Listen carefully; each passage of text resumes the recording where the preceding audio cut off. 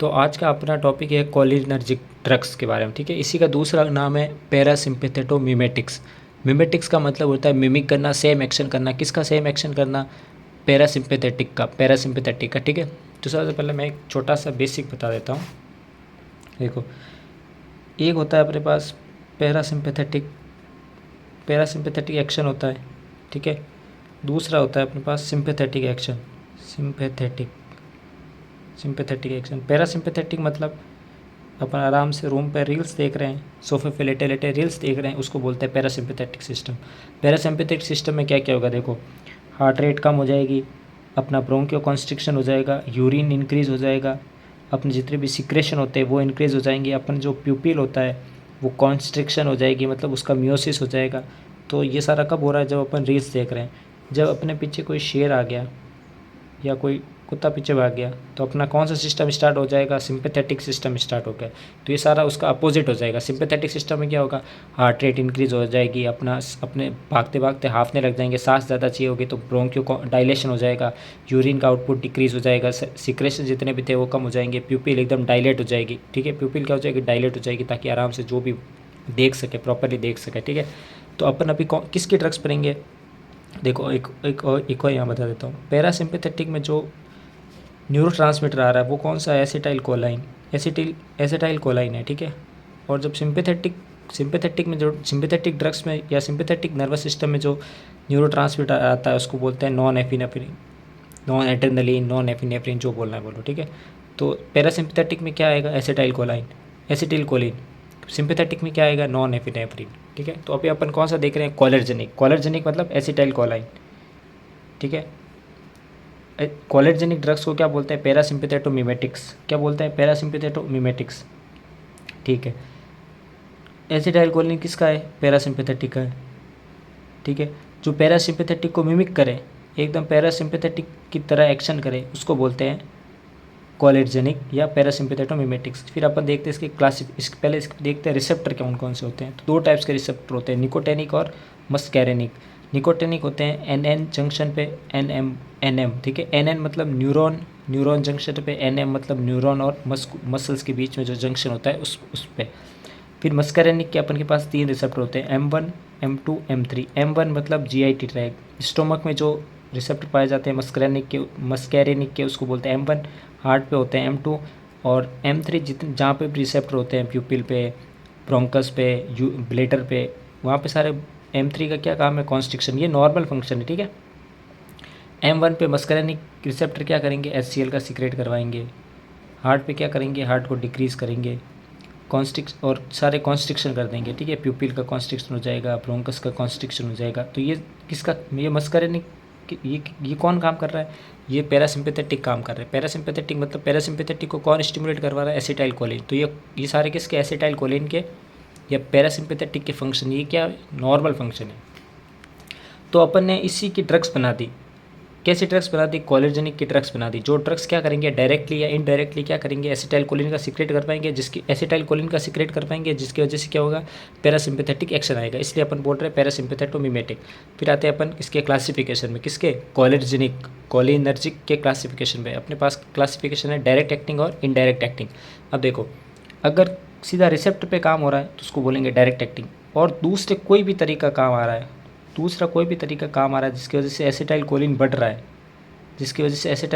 रहा है, उसको क्या बोलेंगे? इनडायरेक्ट एक्टिंग, ठीक है। क्या बोलेंगे? Indirect acting. तो डायरेक्ट एक्टिंग में कौन कौन सी ड्रग्स है?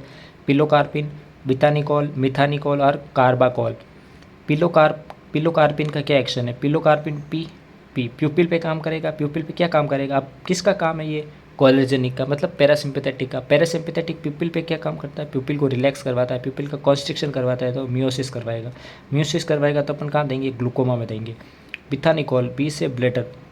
अब पैरासिम्पैथेटिक सिस्टम ब्लेडर पे क्या काम करवाएगा? यूरिन आउटपुट को बढ़ा देगा। देखो, पैरासिम्पैथेटिक एक्शन क्या है? यूरिन इंक्रीज करवा देगा, मतलब ब्लेडर पे काम करके क्या करवाएगा? यूरिन इंक्रीज करवा देगा। मिथानिकॉल, एम, और मायोकार्डियम मतलब हार्ट पे क्या काम करेगा? हार्ट रेट कम करवा देगा। तो क्या करवा देगा? हार्ट रेट कम करवा देगा। ये हो गया अपने पास क्या? Direct acting. अब आते हैं अपन इनडायरेक्ट एक्टिंग मतलब ऐसा कोई भी तरीका जिससे एसिटाइल कोलिन बढ़ेगा तो क्या होएगा? पैरासिम्पैथेटिक एक्शन आएगा, ठीक है।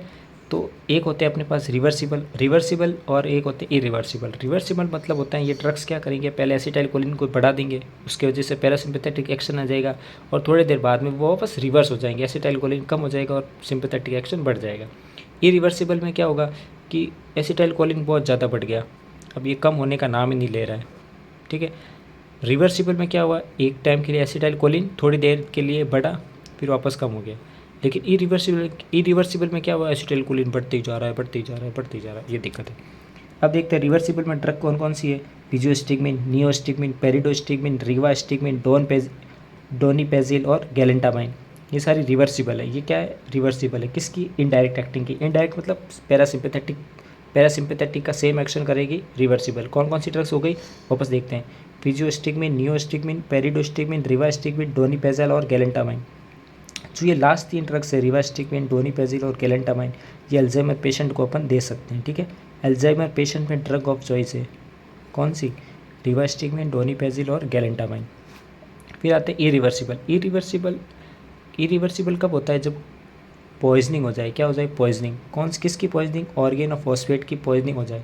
तो ऑर्गेनोफॉस्फेट की पॉइजनिंग हो गई तो उसका एंटीडोट लगेगा। एंटीडोट क्या है, एट्रोपिन है। क्या है, एट्रोपिन है और पैरालीडॉक्सीम है। क्या है, पैरालीडॉक्सीम, इसको दूसरा नाम है पाम।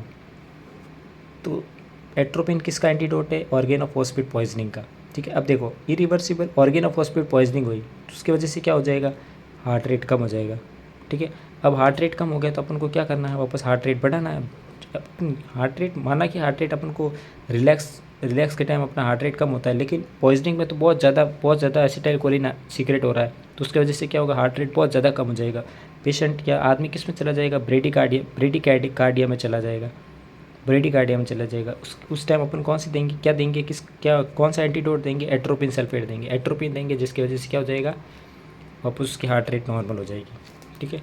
तो ये था अपना पैरासिम्पैथेटोमिमेटिक कोलेर्जेनिक। अब दूसरा है अपने पास अपन देखते हैं एंटीकोलेर्जेनिक, या एंटीकोलेर्जेनिक का दूसरा क्या नाम है, पैरासिम्पैथेटिक लाइटिक, ठीक है। देखो ये सारा सिंपैथेटिक सिस्टम कौन करवा रहा है, एसिटाइलकोलिन करवा रहा है। पैरासिम्पैथेटिक एक्शन कौन करवा रहा है, एसिटाइलकोलिन अगर ज़्यादा हो जाए, एसिटाइलकोलिन को अपन सीक्रेट करवाएंगे तो क्या होगा, पैरासिम्पैथेटिक एक्शन आएगा, उसको क्या बोलेंगे, मिमेटिक। और अपन क्या करेंगे, अब एसिटाइलकोलिन को कम करवाएंगे तो क्या होगा, पैरासिम्पैथेटिक सिस्टम जो है वो टूट जाएगा, जिसको बोलेंगे लाइटिक। इसका दूसरा नाम क्या था, कोलिनर्जिक। तो इसका क्या नाम हो जाएगा, एंटीकोलिनर्जिक। क्या नाम हो जाएगा, एंटीकोलिनर्जिक, ठीक है। तो अपन देखते हैं ऑर्गन, पहले देखेंगे ऑर्गन, फिर उस ऑर्गन पे कौन से रिसेप्टर ब्लॉक हो रहा है, फिर कौन सी ड्रग उस रिसेप्टर को ब्लॉक कर रही है, उसके यूजेस क्या क्या है। सबसे पहले देखते हैं स्टोमक में कौन से रिसेप्टर होते हैं, M1। तो ये M1 ब्लॉक हो जाएगा तो क्या हो जाएगा, HCl सीक्रेट होना क्या हो जाएगा, HCl सीक्रेट ज़्यादा हो जाएगा, ठीक है। इसकी वजह से अब इस ड्रग्स में अपन क्या देते हैं, सॉरी HCl कम सीक्रेट होगा, ठीक है। HCl क्या होगा, कम सीक्रेट होगा। देखो पहले मैं नॉर्मल बताता हूँ। नॉर्मल M1 रिसेप्टर GIT में क्या कर रहा था, मतलब पैरासिम्पैथेटिक जब था तो खाना आराम से पच रहा था, तो खाना पचेगा तो HCl बढ़ेगा। लेकिन अब पैरासिम्पैथेटिक का उल्टा काम हो रहा है तो क्या होगा, HCl कम हो जाएगा, ठीक है। इसकी ड्रग्स कौन कौन सी है, पेरेंजिपिन और टेलिनजेपिन। कब देते हैं अपन, पेप्टिक अल्सर में देते हैं। तो स्टोमक में कौन सा रिसेप्टर है, M1 रिसेप्टर। इसको ब्लॉक करेंगे तो क्या होगा, HCl कम हो जाएगा। तो यहाँ M1 रिसेप्टर को कौन सी ब्लॉक करती है, पेरेंजिपिन, टेलिनजिपिन। ये कब, पेप्टिक अल्सर में अपन यूज़ करते हैं। फिर आते हैं अपन हार्ट पे कौन सा रिसेप्टर होता है, M2 को अपन ब्लॉक करेंगे तो M2 रिसेप्टर का नॉर्मल फंक्शन क्या था, हार्ट रेट को कम करना। अब अपन इस रिसेप्टर को ब्लॉक कर दिया तो उसकी वजह से क्या हो जाए, हार्ट रेट बढ़ जाएगा, ठीक है। तो हार्ट रेट को कौन बढ़ा रहा है, एट्रोपिन। कब देते हैं अपन, ब्रेडिकार्डिया में देते हैं। ब्रेडिकार्डिया में ड्रग ऑफ चॉइस क्या है, एट्रोपिन है, ठीक है। ब्लैडर में क्या होती है, M3 का नॉर्मल फंक्शन क्या था, यूरिन आउटपुट को बढ़ाना। लेकिन अपन ने M3 को ब्लॉक कर दिया, तो उसकी वजह से क्या हो जाएगा, यूरिन आउटपुट कम हो जाएगा। तो M3 रिसेप्टर को ब्लॉक कर, कौन सी ड्रग M3 रिसेप्टर को ब्लॉक करके यूरिन आउटपुट को कम करवा देगी, ऑक्सीब्यूटिनिन। कौन सी है, ऑक्सीब्यूटिनिन। तो अपन कब यूज़ करते हैं, ओवर एक्टिव ब्लैडर में यूज़ करते हैं। ओवर एक्टिव ब्लैडर में। फिर आते हैं अपन ब्रोंकस में कौन से रिसेप्टर होते हैं, तो M3 रिसेप्टर नॉर्मल क्या करते हैं, ब्रोंकस का क्या करवाते हैं, कॉन्स्ट्रिक्शन करवाते हैं। आदमी रील देख रहा है तो उसको सांस की ज़रूरत है नहीं, लेकिन अगर उसके पीछे कुत्ता भाग गया तो उसको डायलेशन की ज़रूरत होगी। अगर M3 रिसेप्टर ब्लॉक हो गया, M3 रिसेप्टर ब्लॉक हो गया तो क्या हो जाएगा, डायलेशन हो जाएगा, ब्रोंकस का डायलेशन हो जाएगा। तो ब्रोंकस का डायलेशन कौन सी ड्रग्स करती है, इप्राट्रोपियम ब्रोमाइड। और डायलेशन कब करवाना है अपन को, COPD के पेशेंट में और अस्थमा के पेशेंट में, ठीक है। कौन सी ड्रग है, इप्राट्रोपियम ब्रोमाइड। फिर आते हैं अपन प्यूपिल में। प्यूपिल में कौन सी रिसेप्टर होती है, M3। तो नॉर्मल M3 में क्या, प्यूपिल क्या करती है, मियोसिस करवाती है। क्या मियोसिस मतलब कॉन्स्ट्रिक्शन हो रहा था, कॉन्स्ट्रिक्शन होता है। कौन सी ड्रग मियोसिस करवा रही थी, पीछे देखी थी अपने, कौन सी, पिलोकार्पिन। कौन सी, पिलोकार्पिन देखी थी। अब M3 रिसेप्टर को अपने ब्लॉक कर दिया तो उसके वजह से क्या होगा, मिट्रियासिस होगा, मतलब प्यूपिल का क्या हो जाएगा, डायलेशन हो जाएगा। तो कौन सी ड्रग है जो प्यूपिल का डायलेशन करवाती है, एक तो एट्रोपिन के ऑइंटमेंट आते हैं, वो उसका यूज़ करेंगे। तो एक होता है अपने पास ट्रोपिकामाइड। क्या होता है, ट्रोपिकामाइड क्या करते हैं, M3 रिसेप्टर को ब्लॉक कर देंगे। किसके M3 रिसेप्टर को ब्लॉक करेंगे, प्यूपिल के रिसेप्टर को ब्लॉक करेंगे। और अपन मेनली कब यूज़ करते हैं, जब फंडोस्कोपी होती है तब अपन इसको यूज़ करते हैं। किसको, ट्रोपिकामाइड को। ट्रोपिकामाइड क्या करेगी, M3 रिसेप्टर को ब्लॉक कर देगी और डायलेशन करवा देगी प्यूपिल का। Thank you.